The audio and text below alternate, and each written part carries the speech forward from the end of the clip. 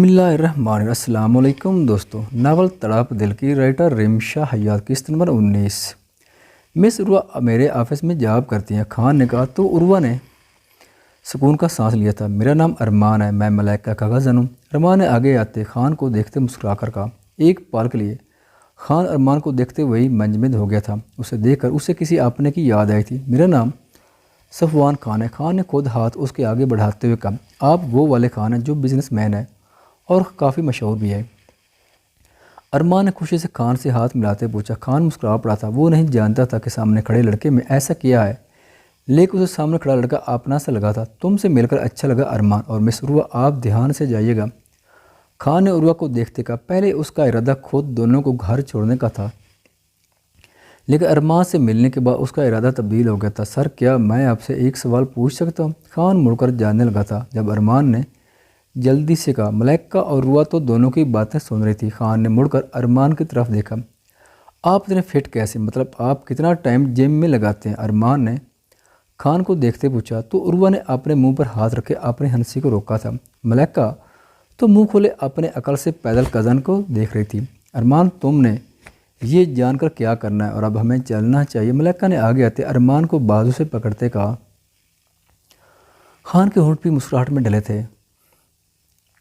अगर अरसम यहाँ होता तो क्या करता? खान ने मलाइका के हाथ को देखते दिल में कहा जो उसने अरमान के बाजू पर रखा हुआ था।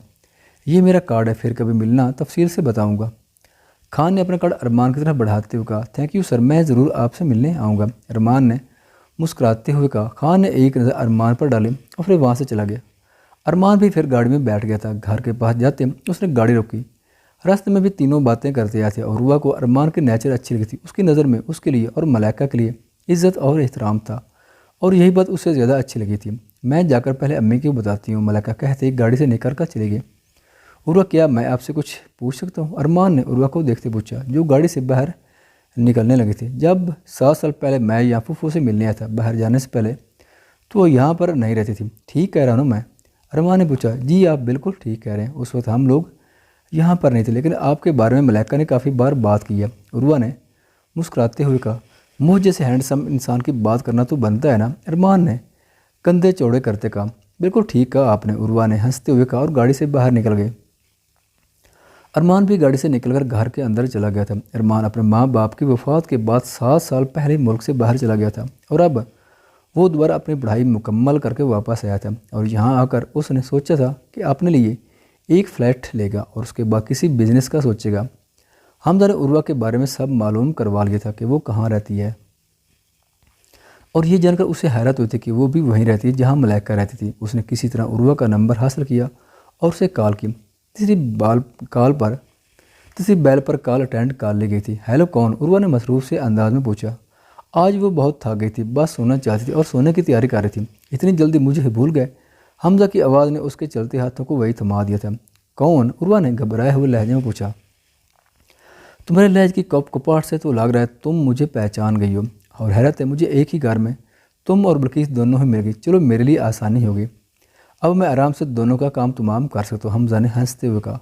तुम हमें मारना क्यों चाहते हो? उर्वा ने डरते हुए पूछा। बल्कीस हमारी थोड़ी बहुत हकीकत जानती है और तुम्हें क्यों मारना चाहता हूँ तुम भी अच्छी तरह जानती हो, और मैं तुम्हारी जान बख्श भी सकता हूँ अगर हमजा ने बात को अधूरा छोड़ते होगा। अगर क्या? उर्वा ने जल्दी से पूछा। अगर तुम बल्कीस को मेरे हवाले कर दो मैं तुम्हारी जान बख्श दूँगा, और वैसे भी वो कौन सी तुम्हारी सगी माँ है, तो तुम्हें मसला नहीं होना चाहिए। मैं कल तक तुम्हारे जवाब का इंतज़ार करूँगा। हमजा ने कहते ही फ़ोन बंद कर दिया।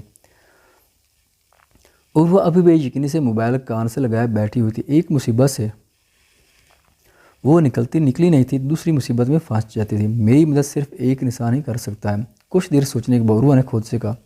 उसके दिमाग में खान का ख्याल आया था। अब उसे सुबह का इंतज़ार था। पूरी रात ठीक से वो सो भी नहीं पाई थी। फजर की अजान उसके कानों में पड़ी तो उठकर उसने नमाज़ पढ़ी और ऑफिस के लिए तैयार होने लगी। बल्कीस भी हैरान थी कि आज तो उर्वा कुछ ज़्यादा ही जल्दी उठ गई थी। उर्वा ने नाश्ता भी ठीक से नहीं किया और ऑफिस के लिए निकल गई। अरमान जब घर में दाखिल हुआ तो मलाइका की अम्मी यास्मीन उसे देखकर बहुत खुश हुई थी। वो तो अपने लाडले के सदके वारे जा रही थी। शुक्र है तुमने अपनी शक्ल तो दिखाई, वरना मुझे तो लग रहा था वही कोई गोरी पसंद आ गई और तुम उस वक्त वापस आओगे जब तुम्हारे 4 या 6 बच्चे हो जाएंगे। यास्मीन ने कहा तो अरमान जो पानी पी रहा था सीधा उसके हाल को जाल गया और ज़ोर ज़ोर से खांसने लगा। वो यार बच्चे कुछ ज़्यादा नहीं? ارمان نے معصومی سے پوچھا تو ملائکہ کے ساتھ اس کی ماں بھی ہنس پڑی۔ اب میں تمہیں کہیں نہیں جانے دوں گی، جو بھی تمہیں کرنا ہے اپنے ملک میں رہ کر کرو، یاسمین نے کہا۔ جی پھپھو، اب تو میرا بھی کوئی موڈ نہیں ہے باہر جانے کا، اور آپ کے شوہر کہاں ہیں؟ ارمان نے ارد گرد دیکھتے پوچھا۔ وہ جلدی سو جاتے ہیں، ان سے تمہاری ملاقات صبح ہی ہوگی، یاسمین نے کہا۔ چلیں صبح مل لیں گے، اور ارمان بھائی آپ یہیں ہمارے پاس رہ گئے نا؟ ملائکہ نے جلدی پوچھا۔ نہیں، میں سوچ رہا ہوں ایک فلیٹ لے لیتا ہوں، اپنے لیے وہیں رہوں گا، ارمان نے سنجیدگی سے کہا۔ کیا کہا تم نے؟ یاسمین نے ارمان کا کام روڑتے ہوئے کہا۔ پھپھو یار کان تو چھوڑ دے، بنا کان کے تو کوئی لڑکی بھی پسند نہیں کرے گی، ارمان نے ڈرامائی انداز میں کہا۔ تم یہیں رہو گے، اور اپنے گھر کے ہوتے ہوئے بھی تمہیں فلیٹ میں رہنے کی کیا ضرورت ہے؟ اور خبردار، اب اگر تم نے کہیں باہر رہنے کی بات کی، لیکن ہمارا گھر چھوٹا ہے، اگر اس لحاظ سے تم یہاں نہیں رہنا چاہتے تو وہ الگ بات ہے، یاسمین نے سنجیدگی سے کہا۔ ارے پھپھو کیسی باتیں آپ کر رہی ہیں، میں یہیں رہوں گا، لیکن اس طرح مجھے بلیک میل نہ کریں، ارمان نے کہا۔ تو یاسمین ہنس پڑی۔ ٹھیک ہے تم آرام کرو، تھک گئے ہوگے، اور تمہیں پتہ ہی ہے کہ تمہارا کمرہ کون سا ہے، یاسمین نے کہا۔ تو ارمان اس بات میں سر ہلاتے وہاں سے اٹھ گیا اور کمرے کی طرف چلا گیا، اور ملائکہ بھی اپنے کمرے کی طرف چلے گئے۔ صفوان کے آتے ہی عروہ اندر، سر مجھے آپ سے بات کرنی ہے، عروہ نے صفوان کو دیکھتے ہوئے کہا۔ جی کیا بات کرنی ہے؟ صفوان نے سنجیدگی سے پوچھا۔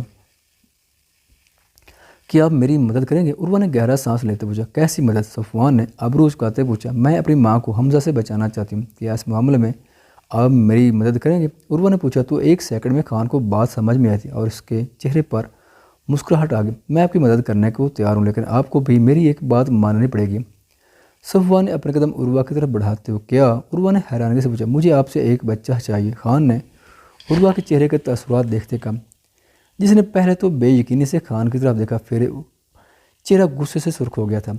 ہمارے کنٹریکٹ میں بچے کا ذکر نہیں تھا مسٹر صفوان، اور اب آپ کیسے کہہ سکتے ہیں کہ آپ کو بچہ بھی چاہیے؟ عروہ نے کراختہ لہجے میں صفوان کو دیکھتے پوچھا۔ مس عروہ، میں کنٹریکٹ میں یہ لائن بھی لکھ لیتا ہوں، پھر تو آپ کو کوئی مسئلہ نہیں ہوگا نا؟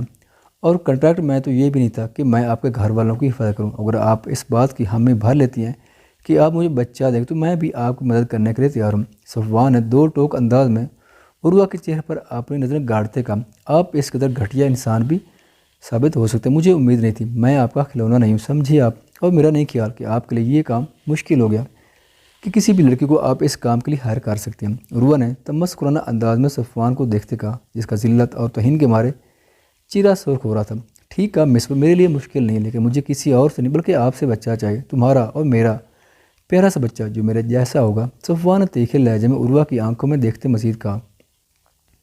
نکاح میں ہو آپ میرے، اور میں کچھ بھی کر سکتا ہوں، آپ مجھے روک نہیں سکتی، صفوان نے آنکھوں میں چمک لیے عروہ کے سرخ چہرے کو دیکھتے ڈھٹائی سے کہا۔ پتہ نہیں اس کے دماغ میں ایسا کیا چل رہا جو وہ ایسے عروہ سے بات کر رہا تھا، اگر آپ نے میرے قریب آنے کی کوشش کی یا مجھے زبردستی کرنے کی کوشش کی تو میں اپنی جان لے لوں گی، مگر عروہ نے انگلی اٹھایا، صفوان کو تنبیہ کرتے اپنے قدم پیچھے لیتے سرد لہجے میں کہا۔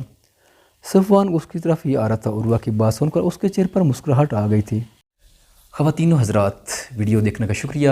اگر ویڈیو پسند آئے تو چینل کو سبسکرائب کریں، اور ساتھ ہی بیل کے آئیکن کو لازمی پریس کریں تاکہ آپ کو آنے والی ویڈیوز کے اپڈیٹ سب سے پہلے مل سکیں۔ خدا حافظ۔